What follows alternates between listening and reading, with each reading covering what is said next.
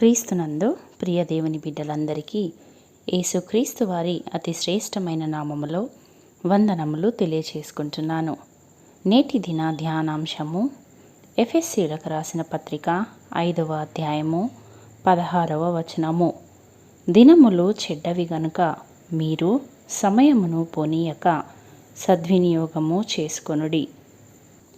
ప్రియులారా, పౌలు ఎఫెసులోని క్రైస్తవులకు సమయాన్ని సద్వినియోగము చేసుకోమని ఇస్తున్నటువంటి సలహా ఇది సముచితమైనదే.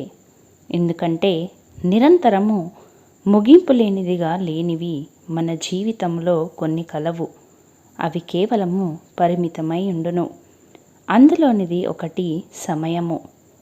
మొదటి శతాబ్దపు క్రైస్తవులు అప్పుడు అనుభవిస్తున్న దైవకృపగల ఆ సమయము ముగియక ముందే దైవిక కరుణ, రక్షణను గురించిన ప్రతిపాదన వెనుకకు తీసుకోబడక ముందే వాళ్ళు ఆ సమయాన్ని జ్ఞానయుక్తముగా ఉపయోగించాలని పౌలు ఉపదేశిస్తున్నాడు. ప్రియులారా, మనము కూడా అటువంటి అనుకూల సమయములోనే జీవిస్తున్నాము. మళ్ళీ రాని కృపా సమయాన్ని ఈ లోకము అందించే తాత్కాలిక ఆనందాల వెంబడి వెళ్ళడము ద్వారా వృధా చేస్తుంటున్నాము. నిన్న అనున్నది గడిచిపోయిన కాలము, కానీ ఈ దినము నీతో ఉన్నది. కాబట్టి ప్రతిదినము నీ జీవితమును లెక్క వేసుకొని లోక పనులలో సమయమును వ్యర్థపరచుకొనకుండా అనుదినము భక్తి క్రియలను జరిగించుచు సృష్టికర్త అయిన దేవునితో మనకున్న సంబంధాన్ని మనము బలపరుచుకోవాలని దేవుడు ఆశపడుతున్నాడు. ప్రియులారా, సమయము నిర్ణయించబడినదిగాను మనకు సరిపోదన్నంతగాను ఉండును.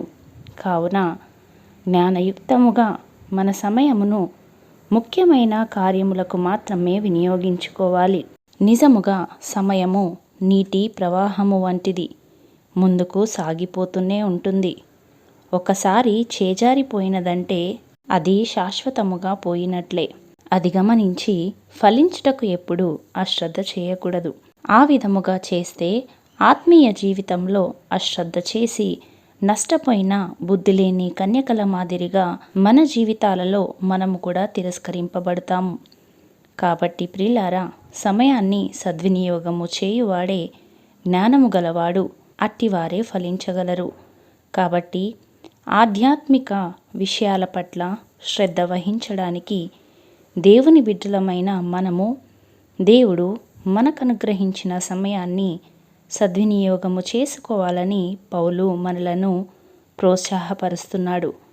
కాబట్టి ప్రియులారా, జీవితంలో అనేకమైనటువంటి వ్యర్థమైన కార్యకలాపాలతో సమయాన్ని వృధా చేస్తూ అన్నిటికన్నా ప్రాముఖ్యమైన ఆధ్యాత్మిక జీవితాన్ని నీవు నిర్లక్ష్యము చేస్తున్నట్లయితే ఆధ్యాత్మికంగా నష్టపోవడమే కాక మన జీవితంలో నిజముగా మనకు సంతృప్తినిచ్చే దేవుని వాగ్దాత్త నూతన లోకంలోనికి ప్రవేశించే అవకాశాన్ని మనము కోల్పోయేవారముగా ఉంటాము.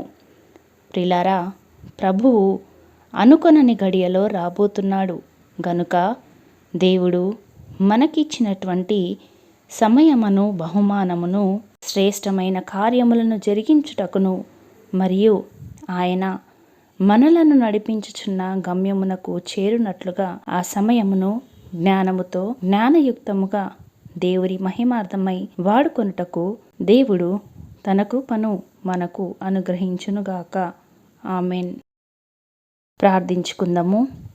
మహాగణుడా, మహోన్నతుడా, అతి పరిశుద్ధ స్థలములలో నివసించువాడా, మీ పరిశుద్ధమైన నామమును బట్టి తండ్రి మీకు వందనములు. విత్తబడిన వాక్యమును బట్టి మీకు స్తోత్రములు తండ్రి. అది మాలో నూరంతలుగా ఫలించే కృపలోనికి మమ్ములను నడిపించండి.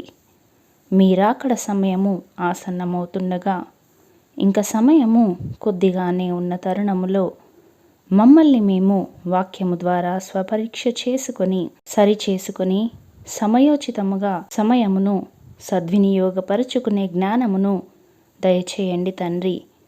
మాకున్నటువంటి సమయములో మిమ్మును ఆసక్తితో ఘనపరిచే బిడ్డలుగా, మిమ్మును మహిమపరిచే బిడ్డలుగా జీవించే కృపను మాకు దయచేయమని యేసయ్య పరిశుద్ధ నామములో ప్రార్థించి వేడుకొనుచున్నాము పరమ తండ్రి. ఆమెన్.